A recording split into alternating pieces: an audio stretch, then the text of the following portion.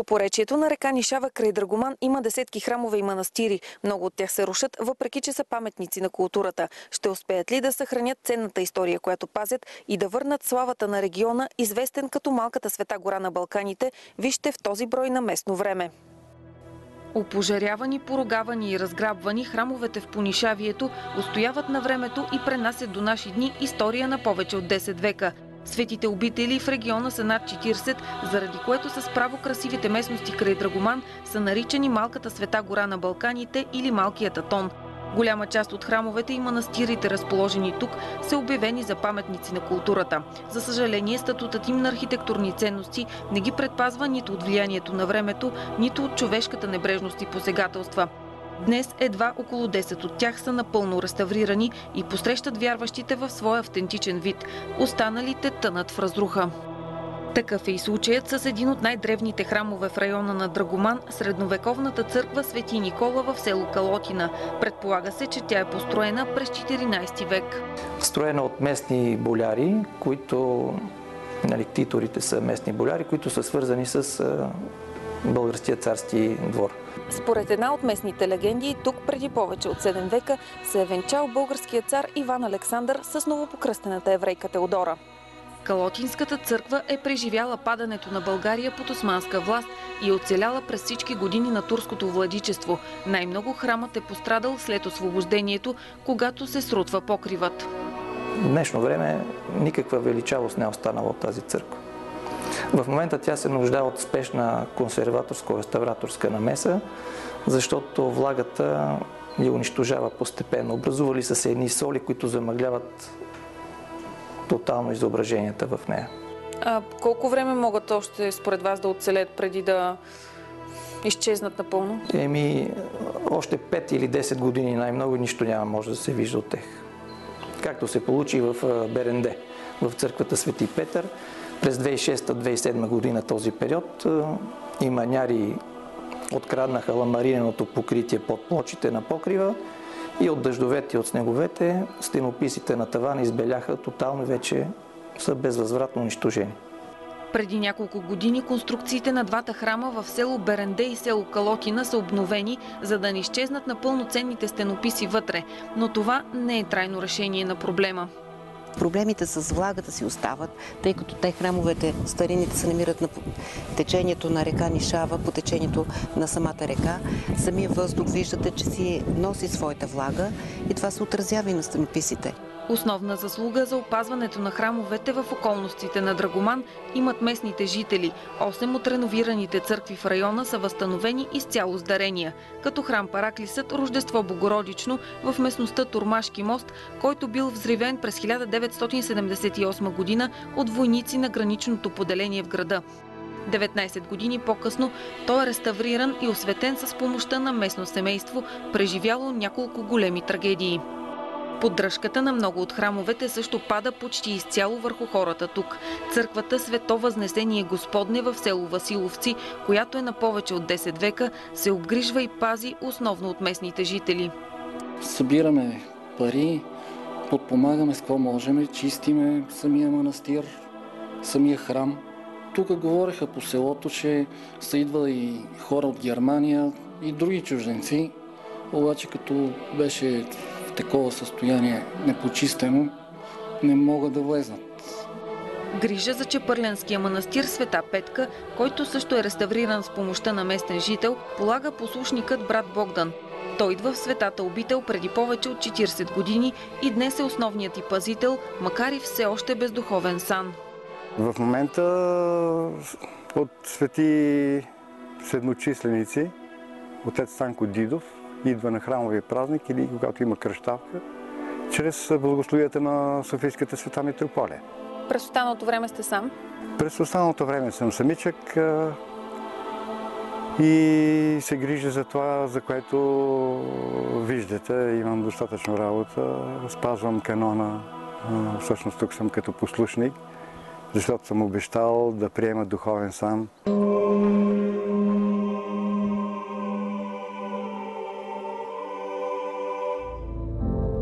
Друг напълно реставриран манастир и единственият в региона, в който има игумен, е неделишкият манастир Свети Атанасий Велики.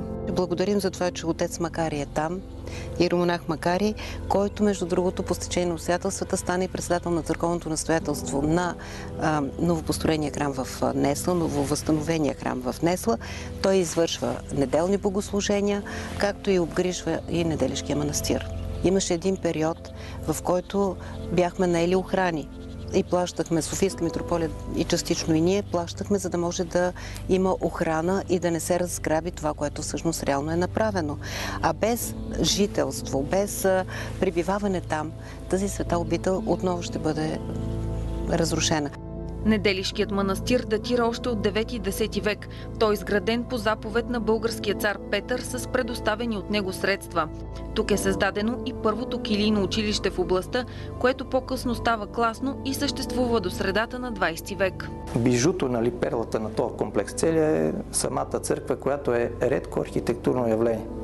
Майстора, който е строил, е използвал самия терен, който с висока денивелация, вместо да го изравнява отвън, да направи 2 нива вътре в църквата, така че се получава един подиум, много интересно явление, наистина, който свързва долната с горната част с каменни стълби.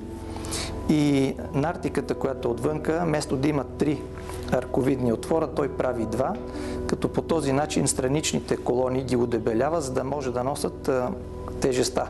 Самата конструкция, поради големия наклон на терена, има опасност тази църква да се усучи. Затова той решава да ги направи по-дебели тези колони и прави 2 арковидни отвора.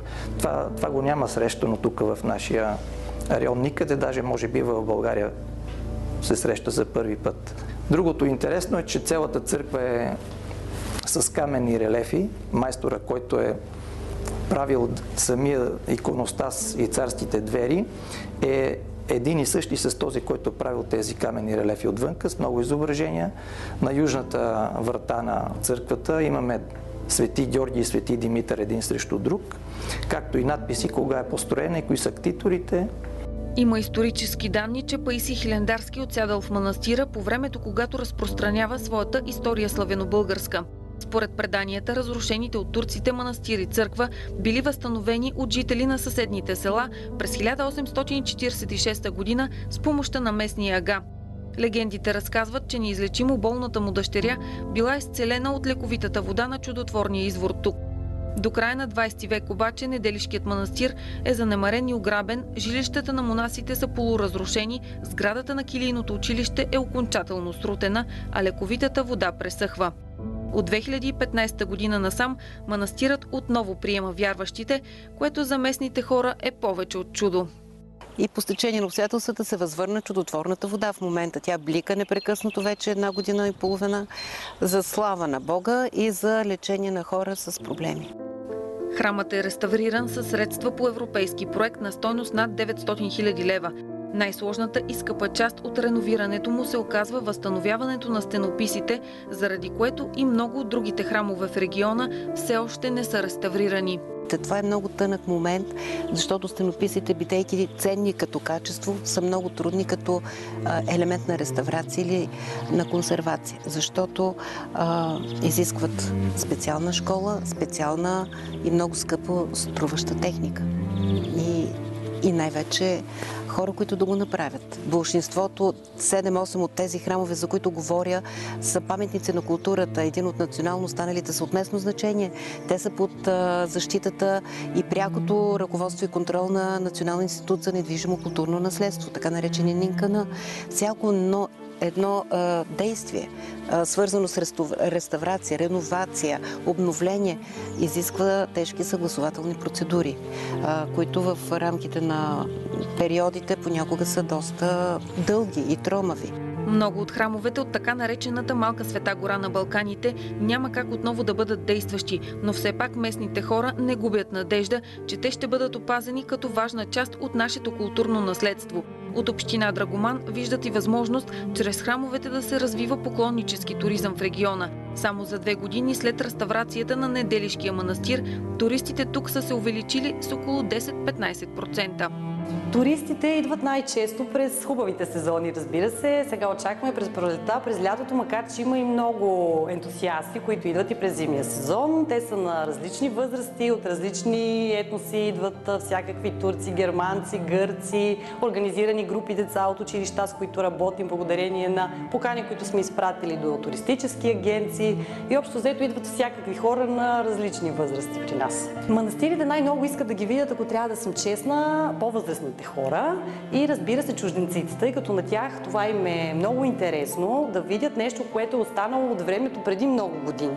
Тъй като всички знаем, ние в момента живеем в много модерни времена, в които сме преизпълнени от всякакви интернет пособия, а пък старите неща, които са от едно време, повече може би към по-възрастните се отнасят, но пък те за сметка на това имат все още желание да учат историята, която е била при нас преди доста години. Идват ли тук вярващи? Идват, да, идват. Кои от любопитство, кои от желание да видят какво е направено. Преди години поклонниците са били и повече. Хората са прииждали от всички села да се черкуват и църквата, по думите на възрастни хора от близкото село, на 85-6 години, които са, казват, че са идвали пеша, дори от Несла. Майките им на гръб са ги носили, което е доста далеч. Но пък вярата на човека го е крепила. За да продължи тази традиция и днес, учителят Ивайло Богомилов, който преподава изобразително изкуство на децата в Драгоман, има идея да направи кръжок по краезнание. В него той ще разказва на учениците с какво могат да се гордеят в своя регион. Тук имаме доста и природни и културни забележителности, които децата не ги познават. Дори това възвишение, което тук срещу нас Чепан, има деца, които никога не са се качвали на това възвишение. То е доста богато и на растителност, и на история, с манастири, с антични светилища. В редовните часове по изобразително изкуство неговите ученици успяват да сътворят красиви икони, които даряват на една от местните църкви. Преди години се зароди така една идея. Имаше по-добри ученици в рисуването, да направим едно дарение на църквата, като направят по една икона за празника. И така. Сега продължавате ли да рисувате в час икони? Продължаваме да рисуваме, но все по-редко, защото и програмата се измени и работим по други разпределения. Така че учениците в свободните часове вкъщи рисуват тази област, иконите. Децата проявяват ли интерес към своята вяра, религия? Все по-рядко имат ученици, които рисуват икони или картини на религиозна тематика. Може би защото така и в днешно време живота стана тежък и се обезвериха хората. Но ще дойде време, аз имам надеждата, че нещата ще се оправят. Сега районът около Драгоман обезлюдява, трудно се намират и свещеници, които да служат в десетките храмове тук, но те все пак се пълнят на празниците. Колкото и да ни обезлюдява общината, на големи празници, най-вече християнски, се събират хора от цяла България и хора, които по традиция са си жители, но не живеят в този регион. И навсякъде селата са пълни. Хората се изискват службите. В момента ние имаме, аз казах, много. В почти всяко село имаме по един, в дадени села даже по два храма. Вие видяхте Калотинов и Алботина на два. Действащи от тях обаче с неделни богослужения са само 3 или 4. Това са църквата Свети архидиакон Стефан в град Драгоман, в село Габер. Както казах, отец Макари служи в Несла и частични служби се извършват в Голямо Малово и останали 7-8 църкви, които са само на храмови празници и само по повод Великден и други такива по-значими християнски празници. Тогава изискваме от Софийска митрополия допълнително осигуряване на свещеници, които да правят службите, защото по принцип няма толкова много свободни свещеници, които да могат да вършат тези действия на нали, на големите, особено на Великден. Ние винаги отправяме апел към Софийска митрополия, трудно подсигуряваме, даже свещеници наши служат на Великден в 2 храма. Примерно започва едната служба в 10 часа, завършва в 11 и в 11:30 се отива на другия храм, за да се започне там службата. Отец Александър служи в Габерската църква от около 30 години. Храмът е един от малкото постоянно действащи в региона. Сега той е на 86 и признава, че вече му е трудно. Все пак свещеникът вярва, че има кой да го наследи и хората в района няма да останат без духовен наставник във важните моменти от своя живот. След мене. Няма да остане без поп. Без поп няма да остане. Идват ли много вярващи над службите? Гледай сега. Тук в селото идваха, но че ти кажем, те изчезна селото. Няма хора? Да. Нашата махала, да кажем, до мене има един комшия 92 години. Аз съм вече 87. И млади семейства въобще не идват тук. Слава Тебе, Боже, на слава Тебе, Царю небесни, утешители, душите ни възати, сокровище блади.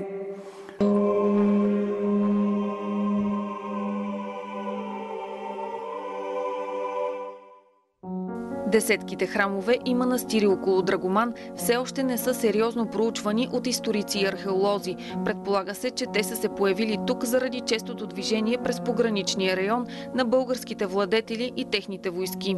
Тук е минавал диагоналния път Via Militaris и покрай него са възникнали тези селища. Едно от тези селища е така наречената пътна станция Мелдия и по-късно селище Мелдия, което се намира между Драгоман и Алдомировци в тази територия. И по протежение на този път са поставени милиарни колони, които обозначават разстоянието от отделните пътни станции, нали, селища. И в близост до Драгоман такива 2 милиарни колони са открити. Самуиловите войници, когато са ослепени, те се разделят на няколко групи.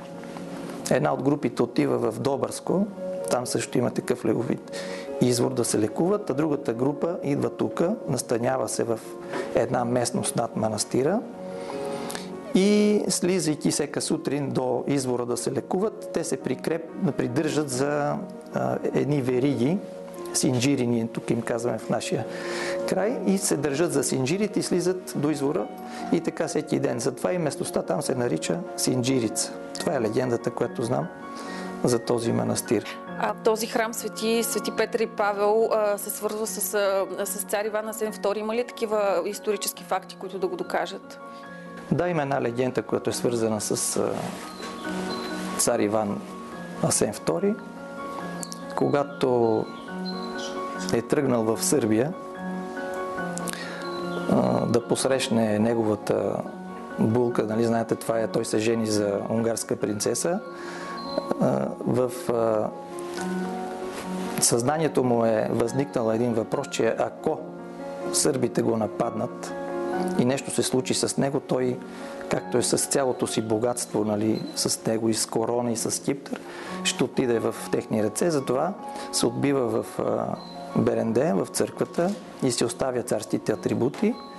И когато всичко е минало благополучно, на връщане отива в църквата, взима царските атрибути и в знак на благодарност решава да построи целият този комплекс, който е в Беренде в момента. Има невероятни стенописи, които в храма, който е Свети апостол Петър и Павел, където най-често е пребивавал цар Иван Асен II, е свързан самия храм с неговия живот. Стенописите са даже в дадени моменти по-ценни от тези на Боянската църква. Имаме стенопис на Константин Философ. Такъв стенопис, който няма аналог в християнството или в християнската стенописна школа. А днес мястото, откъдето е минавал римският военен път Via Militaris, свързващ Рим и Константинопол, изглежда така. В последните седмици Драгоман влезе в новинарските емисии с окаяното състояние на инфраструктурата в региона. Местните жители дори заплашиха с протести, ако проблемните участъци не бъдат ремонтирани. Как лошата инфраструктура тук се отразява на посещението на тези свети места? Това е най-големия бич за нас, защото ние каквото и да направим, каквото и да изградим, ако не осигурим достъп до тези места, те ще останат пак забравени във времето. Те не могат да бъдат достъпни, не могат да бъдат посетени от максимум хора. Ние сме ги включили в определени туристически дестинации, но съгласете се, че когато няма хубав път до там и потенциалните гости и туристи към община Драгоман избягват тези места. Такъв е случай с Драгоманското блато, толкова известно, толкова популярно, толкова атрактивно, но пътя, когато е изключително лош до там, хората естествено предпочитат да прекарат времето си някъде, където е по-комфортно, по-достъпно, с автомобил, да нямат неприятности, да пукат гуми, да трушат колите си. Поклонници, които са, да речем, с увреждания, по никакъв начин не биха могли да достигнат, освен с високопроходими джипове. Трудно обаче общината да го направи това, защото средства няма. Нямаме капиталова програма, която да ги гарантира подобряване на тази инфраструктура. А това е особено важен елемент от всичките ни усилия да възродим славата на Малката Света гора. Основен елемент е това. Инфраструктурата и достъпа.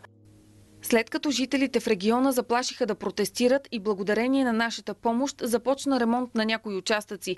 Преди броени дни, след редицата репортажи, които излъчихме в новините на БНТ2, вече се изкърпват дупките в участъка между Драгоман и село Габер.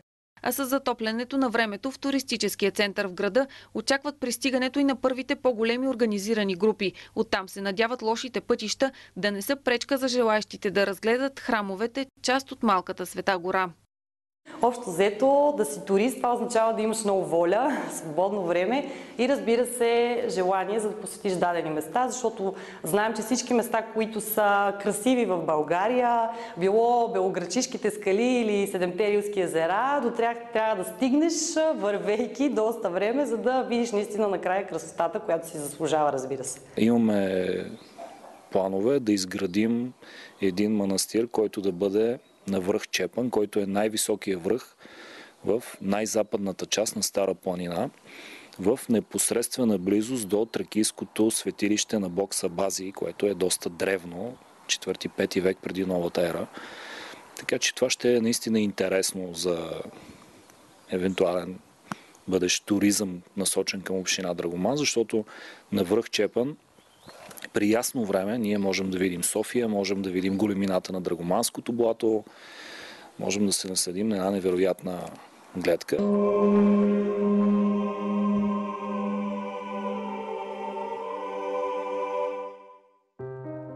За да привлекат още туристи и поклонници, а и за да съхранят ценната история, която пазят храмовете от Малката Света гора, от общинската администрация продължават да търсят финансиране за реставрация, както и за изграждане на екопътеки, които да водят до светините. За сега обаче дори помощта на местните хора не успява да спре щетите, които времето и човешкото нехайство им нанасят.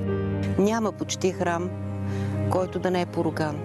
Няма параклис или такава историческа, дори ако щете и оброчище, което също да не е поругано от иманяри, най-вече от такива вандалски прояви.